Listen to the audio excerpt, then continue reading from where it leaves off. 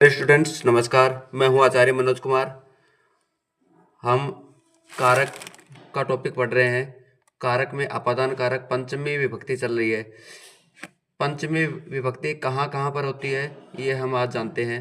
अलग होने के योग में पंचमी विभक्ति होती है। जैसे एग्जाम्पल दिया हुआ यहाँ पे, बालिका ग्रामात आयाति, बालिका गांव से आती है। तो बालिका गांव से अलग होने का बोध हो रहा है यहाँ पे, इसलिए गांव शब्द में, ग्राम शब्द में पंचमी होगी, ग्रामात आयाति। इसके बाद में पत धातु के योग में पंचमी विभक्ति भी होती है। पत का अर्थ होता है गिरना।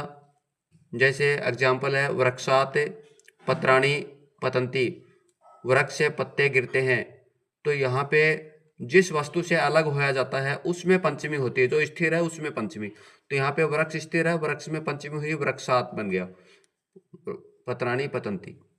नेक्स्ट, उपसर्ग पूर्वक भू धातु के योग में पंचमी विभक्ति होती है। जैसे एग्जाम्पल, गंगा हिमालय से बहती है। तो यहाँ पे स्थिर हिमालय है, तो हिमालय, हिमालय में पंचमी हो गई, हिमालयात बन गया, गंगा हिमालयात प्रभवती।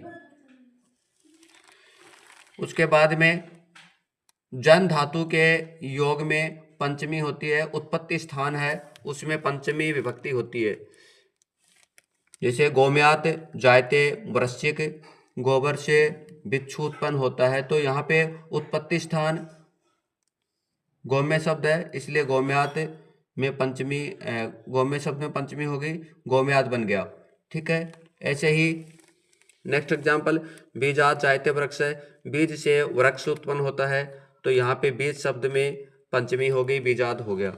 ठीक है। यहाँ पे तय के स्थान पे द इसलिए हुआ क्योंकि यहाँ पे जसत्व संधि है। जसत्व संधि के नियम के अनुसार तय का दय बन जाता है जब आगे तीसरा चौथा पांचवा अक्षर पढ़ा हो तो। उसके बाद में भी धातु और त्रा धातु के योग में भय और रक्षा अर्थ वाली धातुओं के योग में पंचमी विभक्ति होती है।